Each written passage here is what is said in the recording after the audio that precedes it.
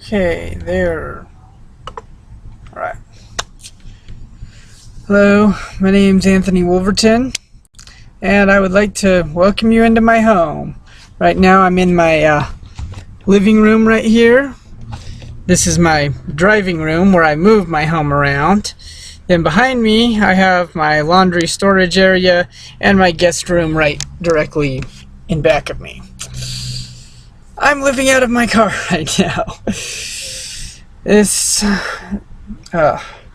been a pretty hard last couple years, but back before all of this, I was living on my own, within my means, in central Bakersfield here, and I was working on an awesome project that I liked, which I'm calling it a game about gaming right now because it's still an experiment in progress.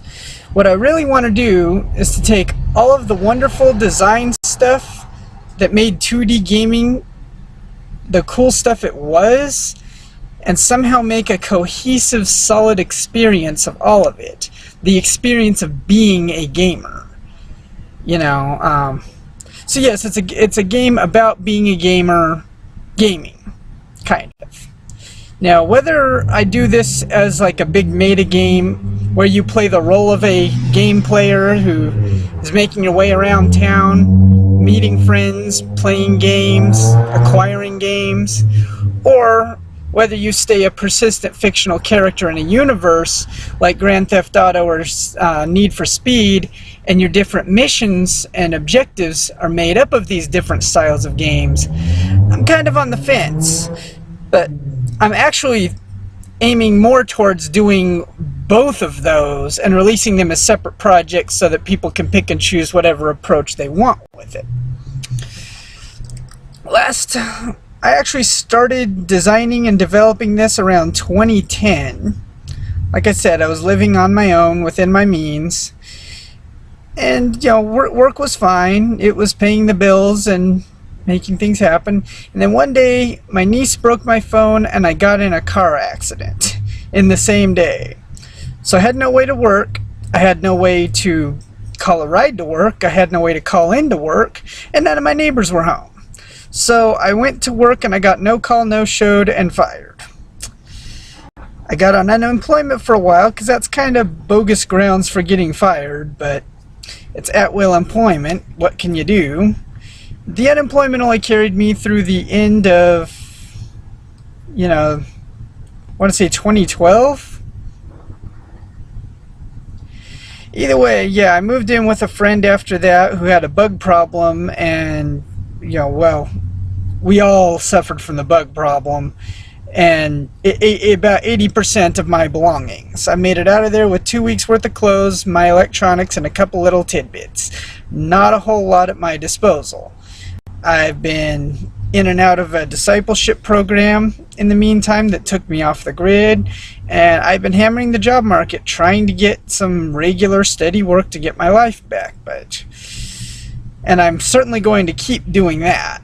That's mentioned in the challenges part.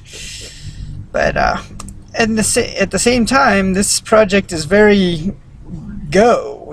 I'm still about 80 to 85% of the overall design is done. I'm still working on the coding, the programming, the art, and the sound for it. It's what I have right now is a dynamic level generator, one of several kinds I plan to use, really, but the most difficult of them.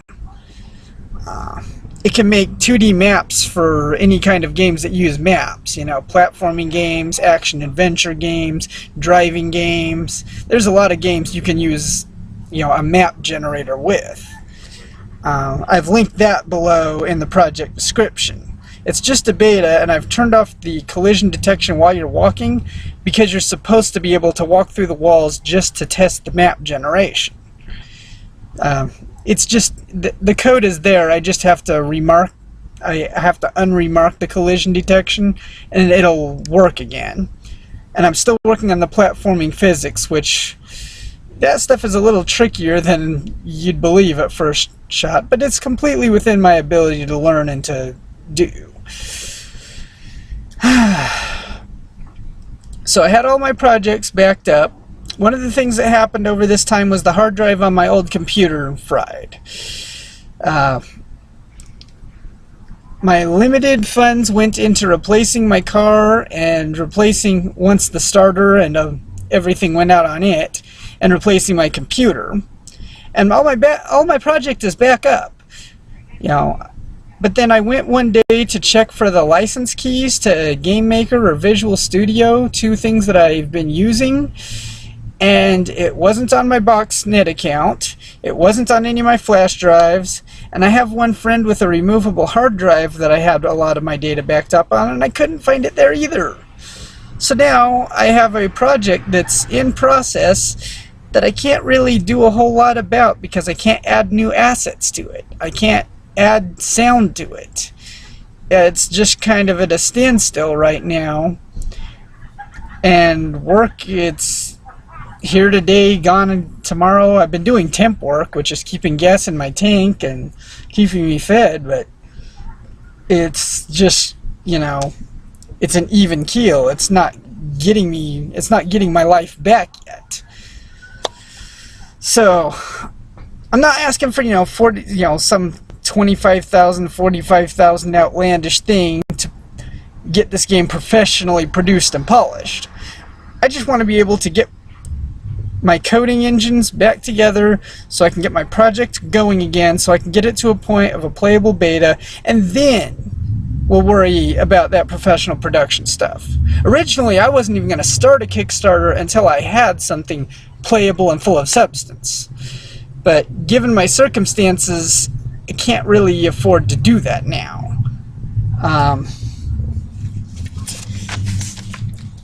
Some of the wonderful design philosophy stuff I've got going on includes these. Design gameplay widgets around the player's tools and not just the player themselves. That way, you know, the weapons in the game have value. The items in the game have value. There's a reason for you to strategize and really tinker with the games. That goes in all the different aspects. Design the environment, yeah, to punish the player for mistakes, and that's it. That's the only time they should be taking damage, is if they try to do something and fail, or they're in combat and getting butchered. I'm working on a really good fighting system. I'm hoping to hit somewhere between Zelda 2 and Dark Souls, but again, plenty of experimenting to do still. Apart from special start-in rooms, I want at least a potential secret to be on every screen. Now, it may or may not be there, but it's always going to be something you can check out once you know where and how to look for that sort of thing. Leading the player by breadcrumbs. Yeah, not into a pit of spikes, obviously, but, you know, show them the way forward.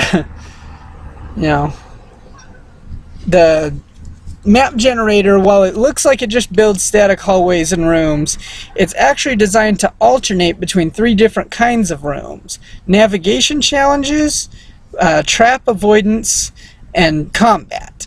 You know, and it's set so that 2 combat rooms will block each other off, 2 navigation rooms will block each other off, so you don't get stale levels. You get like that refreshing change of direction every so far in the game. And I can vary the screen size too, but I'm going for like 1 screen at a time. So yeah, you know,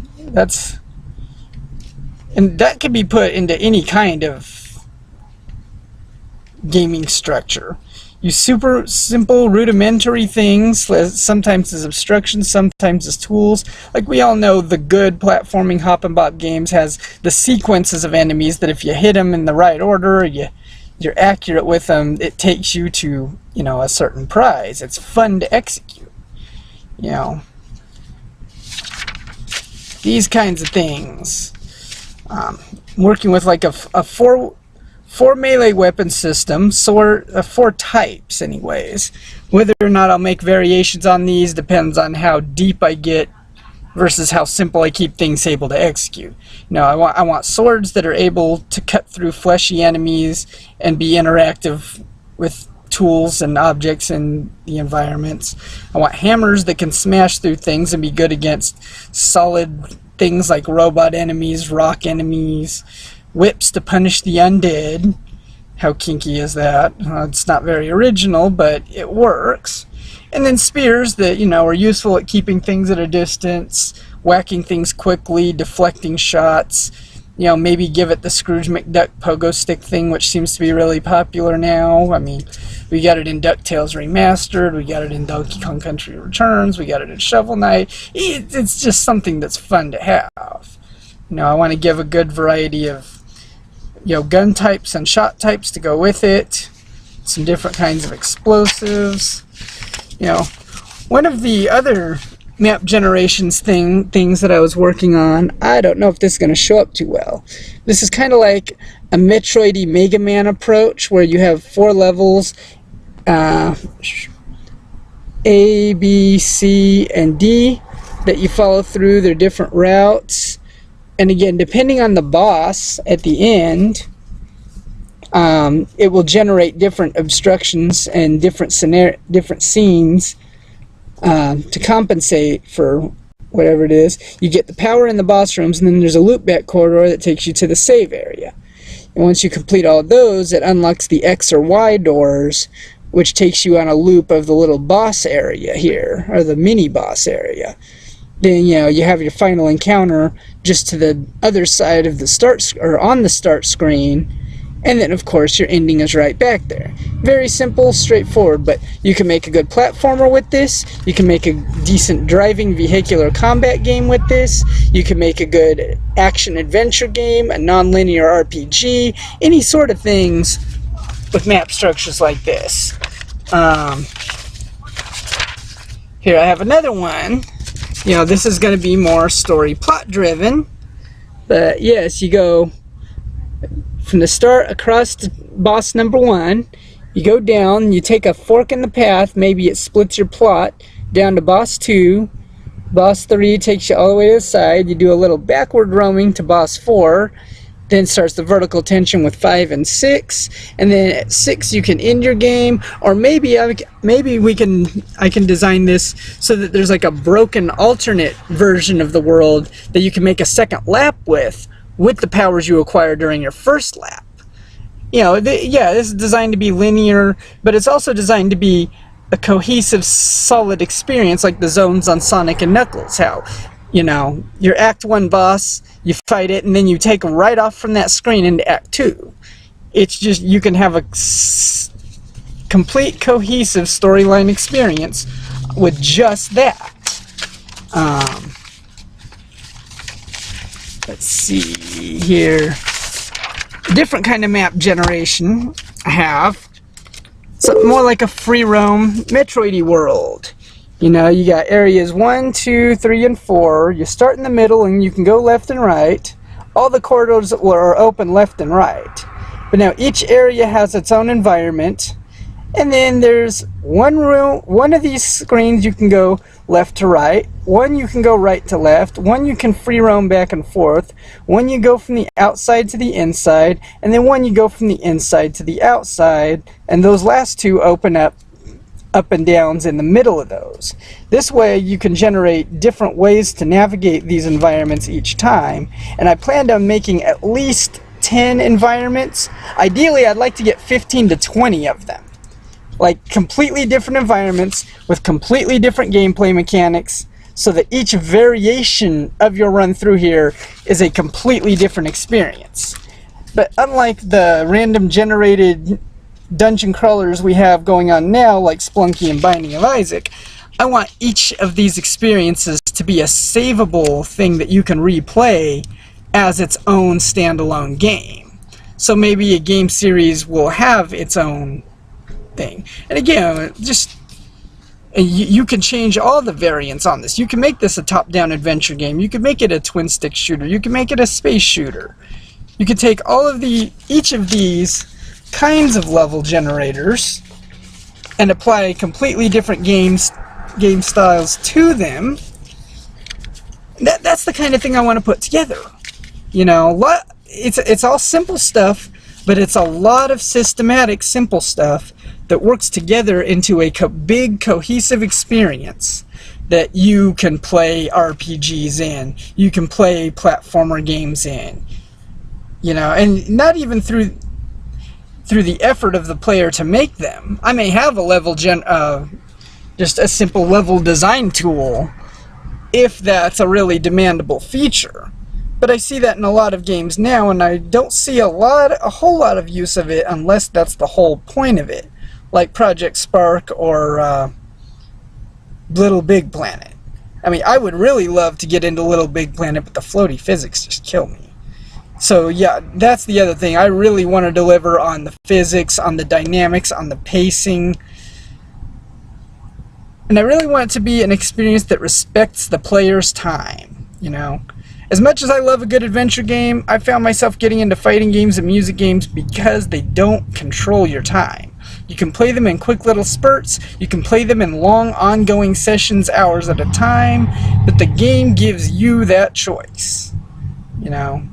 And I want to make a game experience that even if it makes RPG experiences, it still gives the player that choice by making them concise enough, like the little 6-chapter thing. That's a very simple structure that an RPG game can put a whole story in. And there's a story generation algorithm too, but that just comes down to basic writing, you know. Hey, we're the heroes. Hey, these are the villains. Disc 1 final dungeon, the twist, the real final dungeon, the conclusion. 6 chapters, easy. And all of those structures really bounce into that, you know. We can scale it with different difficulties. I was even contemplating on taking a Bejeweled Blitz kind of competitive aspect to it so that you can have online scoreboards for speed running, completion percentages, things like that. This is like way down the line stuff. And maybe even, you know, some tangible currency between the games that you can use to buy boosts to help you compete through that. And you know, maybe a calendar system where these titles and stuff are released over time. You know, it's not like it just throws all variations of all the adventures on you all at once. There's a manageable portion every week or so. You know? Simple things like that. But it's ongoing. You can come back to it and have completely different experiences whenever, however. All you gotta know is know who to look for. I do have a cast of 25 characters right now. 5 of them more towards the unplayable boss end, but I don't know how well that would go. But they are kind of a mishmash between Mega Man bosses and powers, Street Fighter fighting styles, Street Fighter King of Fighters fighting styles. There's different vehicles they all relate to. There's a kind of a Mario Kart-ish aspect to it. And then if you look at the protagonists and the superheroes below, that's more to get an edge of their color schemes and their personalities. You know, they're all designed, you know, with a big old paper, rock, scissors, Mega Man weakness, Pokemon weakness system, to where they will naturally make strife with each other. Okay, I want the story to be the least amount of reading and the most amount of playing possible. The story of the game is what the player does. You know, that kind of thing. Like I said, different zones. So far, my environments are inspired by Sonic the Hedgehog and Mega Man level design. How to apply that to like the more top-down adventure space shooter settings, that's part of that experience thing. But I definitely want to get like a Mega Man Sonic vibe in the level design, in the music design, that sort of thing that just really ties it all together as a big, cohesive, fun, exciting experience. That said, I am an intermediate level coder.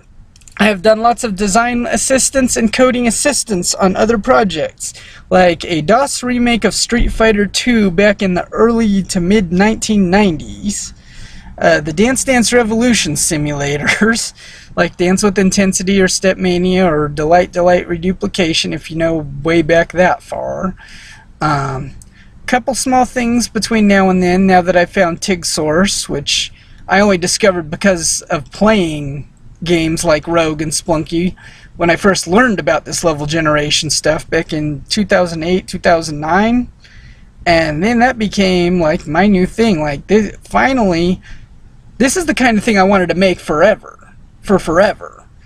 But you can't even do it on stuff like RPG Maker, because the ability to shuffle the levels or to shuffle like the physics systems of games didn't really exist back then. Even now, it's taken pretty much a lot of raw. It's been taking a lot of raw coding. It's not something I can just throw in a ready-made engine and have pop out, even though it's all stuff that's been done before.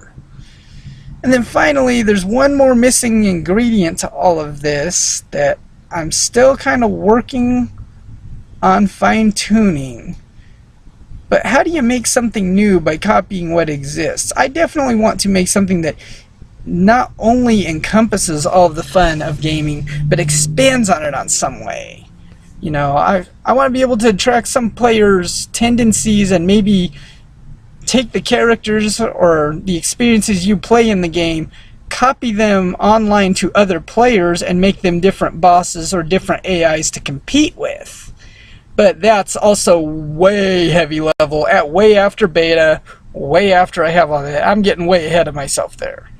That's the idea of where I want to go with this eventually. For right now, I'm just a humble man living on food stamps and gas money out of my car, trying to get this going, trying to make my life happen. I wish I didn't have to do it, you know, against the world. I would rather do it alongside the world, and I know from the amount of fantastic independent produced games, the great amount of YouTube players, this is something that needs to exist at some point. You know, and on a level where it's not just there for the sake of being there, but the kind of design behind it that makes the player smart. You know, nobody thinks they're doing math when they're calculating Super Mario jumps or Mega Man ammo, but those games teach you how to calculate subconsciously. You know, I want to make sure that this isn't just there for the sake of being there. It's something that will make the players subconsciously better people, that will make the world a better place. And just something fun and exciting to share. Well, I'm just humbly coming to you today. I'm not asking for, you know, a house or, you know, gigantic biblical miracle. All I want is the power to get working on this again. And that just takes, what, about $200. You know, if you got $2, if you got 20 cents, any little thing will help. I just want to get this on the road again, you know. At least it'll be something I can do in the times when I can't be just chasing jobs or chasing life. But at best, even if I get work, this is what I want work for, is to keep producing this, is to make this happen. Yeah, this is the big goal for now. There's still a lot of little goals and a lot of experimentation. Well, thank you very much for sticking with me through all this. Thank you for checking out my page. And, you know, may success be on us all.